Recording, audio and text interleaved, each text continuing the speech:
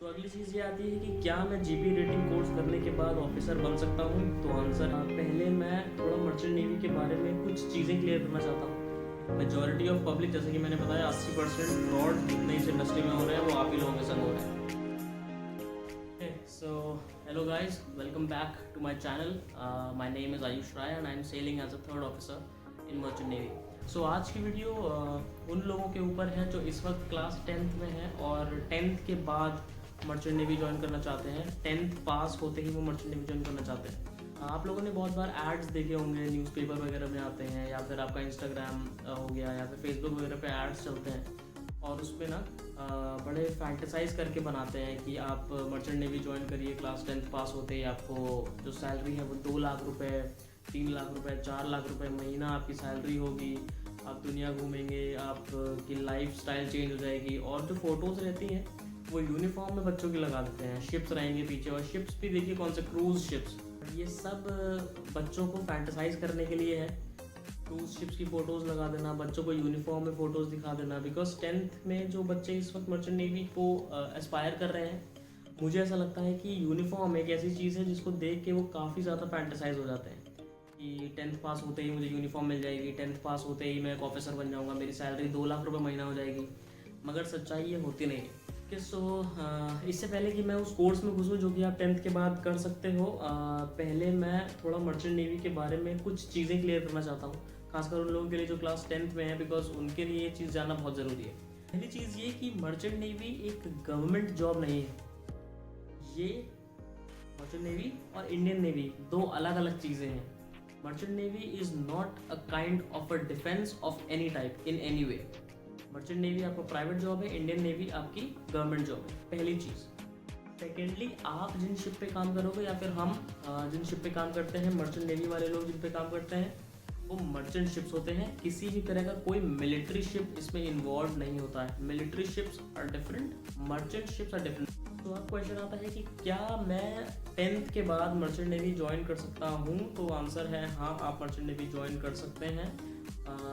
एक कोर्स होता है 10th के बाद जिसको आप अगर पूरा कर लें, जिसका नाम है जीपी रेटिंग कोर्स। उसका फुल फॉर्म है जनरल पर्पस रेटिंग कोर्स। अब अगर आप मेरी एडवाइस माने तो मैं आपको ये रिकमेंड करूँगा कि आप ये कोर्स मत करिए।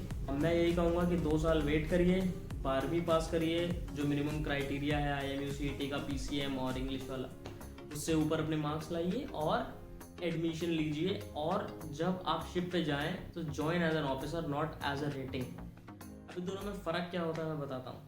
जब आप 12th पास करके मर्चेंट नेवी ज्वाइन करेंगे, सो जो आप कोर्सेज कर सकते हैं वो है DNS, PSC, BTech in marine engineering. जब आप 10th पास करके मर्चेंट नेवी जाएंगे तो केवल एक कोर्स है जो कि है जीपी रेटिंग। अभी जीपी रेटिंग में कौन कौन सी रैंक्स आती हैं?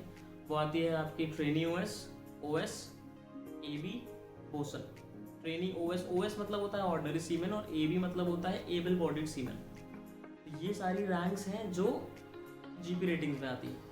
अगर आप ऑफिसर बन जाते हैं, आपको पता है आप पहले टेक कैडेट बनेंगे, फिर third officer, second officer, chief officer and captain. ऐसा नहीं है कि अगर आपने 10th पास किया है तो आप ऑफिसर नहीं बन सकते। आप ऑफिसर बिल्कुल बन सकते हैं उसके बाद भी, बट प्रोसेस थोड़ा लंबा होता है। इस वीडियो में मैंने वो प्रोसेस भी बताया हुआ है कि आप जीपी रेटिंग करने के बाद भी ऑफिसर कैसे बन सकते हैं।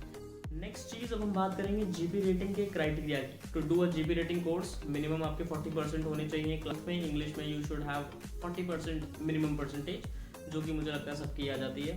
आपकी एज है वो होनी चाहिए 17 ईयर्स टू 25 ईयर्स, और you should be physically fit. एक फैक्ट की बात बताता हूँ कि जितने भी फ्रॉड्स होते हैं मर्चेंट नेवी में, आपने सुना होगा कि बहुत सारे फ्रॉड्स होते हैं इस फील्ड में, खासकर उन बच्चों के संग जो मर्चेंट नेवी ज्वाइन कर रहे होते हैं, खासकर उन्हीं के संग होता है। 80% केसेस में वही बच्चे होते हैं जो 10th पास करके मर्चेंट नेवी ज्वाइन करने की रेस में आते हैं। रीज़न केवल एक है कि इन्फॉर्मेशन नहीं होती है, लोगों को अवेयरनेस नहीं होती है, कुछ मालूम नहीं होता है, और जैसे जैसे दूसरे पट्टी पढ़ाते जाते हैं वो समझते जाते हैं। और इसमें क्या क्या फ्रॉड्स हैं वो मैंने आगे इस वीडियो में बताया है। बट उससे पहले लेट्स अंडरस्टैंड कि ये जीपी रेटिंग कोर्स क्या होता है। जैसे जीपी रेटिंग करके जो कोर्स जाते हैं, जो मैंने ऊपर रैंक्स बताई थी कि आपको क्या रैंक मिलेगी, वो मेजरली ये लोग इन्वॉल्व होते हैं in the maintenance of the vessel. Cargo holds prepare करना, उन्हें क्लीनिंग, वॉशिंग करना वगैरह। तो जो रैंक्स मैंने ऊपर बताई थी, ट्रेनी OS, AB और बोसन, इनकी सैलरी के बारे में भी अगर थोड़ी बात कर लें तो जो आपका ट्रेनी OS है उसकी सैलरी होती है करीब 400 से लेकर $600 के बीच। जो आपका ओएस होता है उसकी सैलरी होती है 900 टू 1200 $1200 के बीच। एबी जो होता है उसकी सैलरी होती है करीब करीब $1500, और जो बोसन होता है उसकी सैलरी फ्रॉम 1800 टू $2000 के बीच में रेंज करती है। ये डिपेंड करता है कि कौन सी कंपनी में आप हो और किस टाइप की शिप पे आप काम कर रहे हो। तो अभी इन कोर्सेज़ को करना कैसे है, इन कोर्सेज़ को आप किसी भी इंस्टीट्यूट से कर सकते हैं जो कि डीजी अप्रूव्ड है। डीजी मतलब है डायरेक्टरेट जनरल ऑफ शिपिंग के द्वारा अप्रूव्ड कोई भी इंस्टीट्यूट है, आप वहाँ से जाके ये कोर्स कर सकते हैं। करीब 50 के करीब कॉलेजेस हैं जिनमें आप अगर जाएंगे डीजी की साइट पे तो आपको सारे कॉलेजेस की लिस्ट मिल जाएगी। मैं ये सजेस्ट करूँगा कि आप उन कॉलेजेस में जाइए जिनका प्लेसमेंट रिकॉर्ड अच्छा हो, जिनका ट्रैक हिस्ट्री अच्छी हो और जो नामी कॉलेजेस हैं। क्योंकि जब आप किसी कंपनी में भी जाओगे प्लेसमेंट के लिए तो वो जब आप आपको देखेगी कि आप किसी रेप्यूटेड इंस्टीट्यूट से आए हो तो उसका एक अलग से एक इम्प्रेशन पड़ता है। कुछ इंस्टीट्यूट्स हैं जो कि मैं रिकमेंड करूँगा अगर आप जीपी रेटिंग करना चाहते हो, जो कि अच्छे इंस्टीट्यूट्स हैं। तो पहला है टीएस रहमान, मुंबई में है। दूसरा है आपका बीपी मरीन, ये भी मुंबई में है। एक है आपका NUSI नूसी गोवा, एक है एमिट चेन्नई, और एक है the great eastern institute. Great eastern institute की एक बात और अच्छी है कि इनका अपनी शिपिंग कंपनी भी है और इनका ये इंस्टीट्यूट भी है जहाँ पे जीपी रेटिंग का कोर्स कराते हैं। तो मैं तो यही कहूँगा कि जब भी आप किसी कॉलेज में जाएं, किसी इंस्टीट्यूट में एडमिशन लेने जाएं, आप जीपी रेटिंग करना चाहते हैं तो पहले चेक करिए कि वो कॉलेज आपका डीजी लिस्ट जो है जिसमें डीजी अप्रूव्ड कॉलेजेस की लिस्ट है, डीजी की साइट पे मिल जाएगा, वो कॉलेज उसमें है या नहीं। अगर नहीं है तो बिल्कुल मत करिएगा उस इंस्टीट्यूट से, उसी कॉलेज से करिए जो कि डीजी अप्रूव्ड कॉलेज है। और मैं तो कहूँगा कि उन्हीं कॉलेजेस से करिए जो मैंने कुछ नाम बताए, ये बहुत अच्छे कॉलेजेस हैं। अगर आप जीपी रेटिंग करना चाहते हैं आप इन कॉलेजेस में जा सकते हैं। शायद कंपटीशन थोड़ा ज़्यादा है बिकॉज हर कोई इन कॉलेजेस में घुसना चाहता है, तो थोड़ी मेहनत करनी पड़ेगी, बट अगर आप कर ले जाते हैं, आपका हो जाता है, तो I think this is perfect. Placement 100% तो पॉसिबल ही नहीं है, मगर ठीक ठाक नंबर के लोगों को शिप पे भेज दिया जाता है, शिप मिल जाता है। तो अगली चीज़ ये आती है कि क्या मैं जीपी रेटिंग कोर्स करने के बाद ऑफिसर बन सकता हूँ? तो आंसर है बिल्कुल, आप ऑफिसर बन सकते हैं, बट उसकी कुछ रिक्वायरमेंट्स हैं। उसकी रिक्वायरमेंट ये है कि जब आपने शिप ज्वाइन किया एज अ ट्रेनी ओएस, वहाँ से लेके जब तक आपका सी टाइम 36 मंथ्स नहीं हो जाता है, जब तक आप ए बी बनेंगे, ए बी बनने के बाद you will first be your training OS, फिर आप बनेंगे ओएस और फिर आप बनेंगे ए बी। तो इस पीरियड टाइम में जब तक आप ए बी नहीं बन जाते हैं 36 मंथ्स का मिनिमम सी टाइम चाहिए होता है, जिसके बाद आप एग्ज़ाम्स के लिए प्रिपेयर कर सकते हैं, एग्ज़ाम्स के लिए अपीयर भी हो सकते हैं। तो इन 36 मंथ्स के अलावा भी कुछ रिक्वायरमेंट्स होती हैं, जैसे आपके पास कुछ पर्टिकुलर घंटे होते हैं, उतना घंटे की आपके पास स्टीयरिंग का सर्टिफिकेट होना चाहिए। वो आपको हर शिप पे लेना पड़ेगा, कैप्टन साइन करके देता है। और आपके पास ब्रिज वॉच कीपिंग के रिकॉर्ड्स होने चाहिए, उसमें भी कुछ पर्टिकुलर घंटे होते हैं कि इतना घंटा आपने सी में वॉच रखी है। अच्छा, ये 36 महीने जो है ये सी टाइम है। सी टाइम और असल का टाइम में फ़र्क है। जिस टाइम आपने शिप ज्वाइन किया है वहाँ से लेके आपके टोटल 36 महीने नहीं गिने जाएंगे। 36 महीने सी टाइम का मतलब होता है जिस दिन आपने शिप ज्वाइन किया है आपकी CDC में स्टैंप लगेगा शिप का, और जब आप उतरे तब आप एक स्टैंप लगेगा शिप का। ये टाइम हो गया आपका सी टाइम। जितने टाइम आप घर पे हो, छुट्टी पे हो, आपका सी टाइम नहीं गिना जाएगा। इसलिए मोटे मोटे तौर पे देखा जाए तो 36 महीना सी टाइम का मतलब आम आदमी के तौर पे देखा जाए तो 5 साल के करीब बैठता है। एक आदमी 36 महीना का सी टाइम करीब करीब 5 साल में कंप्लीट करता है। सो जिस दिन आप ज्वाइन करोगे 10th के बाद, अगर आप जैसे ज्वाइन करना चाहते हो, तो जिस भी दिन आपने as a trainee OS join किया शिप, वहाँ से लेके अराउंड आप मान लेना 5 से 6 साल आपको लगेगा एलिजिबल होने के लिए कि आप एग्ज़ाम दे सकते हो सेकेंड मेट्स के लिए। अभी एग्ज़ाम्स होते हैं आपके यूके में, यूनाइटेड किंगडम में, और आपको एग्ज़ाम देने के लिए आपको यूके जाना पड़ेगा। तो यूके वीज़ा में भी कुछ इशू होता है। यूके वीज़ा भी जो आपको मिलेगा उसमें एक ये रिक्वायरमेंट रहती है कि आपको अपने कोर्स, जो आपने कोर्स बुक किया होगा इंडिया से यूके में, उसकी आपको एक कॉपी दिखानी पड़ती है और आपका बैंक स्टेटमेंट मांगते हैं। वो कुछ पर्टिकुलर अमाउंट ऑफ मनी है जो कि वो चाहते हैं कि आपका इतना बैंक में हो। वो इतना इशू नहीं है, वो अगर आप किसी से उधार भी लेके अपने बैंक में डालोगे और स्टेटमेंट निकाल के उनको दे दोगे तो वो अप्रूव कर देते हैं। बाकी वो पैसा आप उनको वापस कर सकते हो। ये जो कोर्स है जो आप यूके में जाके करोगे उसमें भी करीब लोगों को साल 1.5 साल के करीब का टाइम लग जाता है। उसके बाद जब आप ये सारे कोर्सेज कर लोगे, वहाँ से आपको COC मिलेगी, UK COC, certificate of competency, और उसके बाद आप एज एन ऑफिसर शिप पे ज्वाइन कर सकते हो। अब ये सुनने में जितना इजी लगता है, असल में इतना इजी है नहीं। 36 मंथ्स ऑफ सी टाइम करना मुश्किल नहीं है, कर सकते हैं, सब करते हैं, मगर 36 मंथ्स सी टाइम के बाद आपको साल 1.5 साल के लिए गायब हो जाना, आपको जाके पढ़ाई करना और वो एग्ज़ाम्स वगैरह देना, ये बहुत मुश्किल है। मैं अभी तक जितने भी क्रू से मिला हूँ, मैक्सिमम लोग इसीलिए वो ट्रेनी OS बने थे, इसीलिए उन्होंने ज्वाइन किया था, बिकॉज उन्हें ऑफिसर बनना था एक दिन आके। बट जिस हिसाब से उन्होंने मेहनत करी, 36 महीने पूरे करते करते उनकी हिम्मत ही छूट गई। वो मतलब वो हार मान गए, उन्होंने नहीं बनना ऑफिसर। अभी फ़िलहाल दे आर हैप्पी इन जो उनकी लाइफ है, क्रू की लाइफ है, उसमें वो खुश है। क्रू की लाइफ बुरी नहीं है, क्रू की लाइफ अच्छी है। इट इज़ जस्ट अगर आपको ऑफिसर बनना है तो आपको थोड़ा मेहनत एक्स्ट्रा करनी पड़ेगी। 36 महीने का सी टाइम के बाद आप एग्ज़ाम दे सकते हो, और वो एग्ज़ाम्स भी आपको UK में जाके देने पड़ेंगे, वहाँ से आपको UK COC मिलेगी। इसके बाद क्या डॉक्यूमेंट्स हैं जो कि रिक्वायर्ड होते हैं ज्वाइन करने के लिए शिप। जब आप GP रेटिंग की तरह ज्वाइन करते हो तो एक होता है आपका इंडोर्स नंबर, आपको आपका इंस्टीट्यूट देगा। STCW कोर्सेज वो इंस्टीट्यूट कराएगा।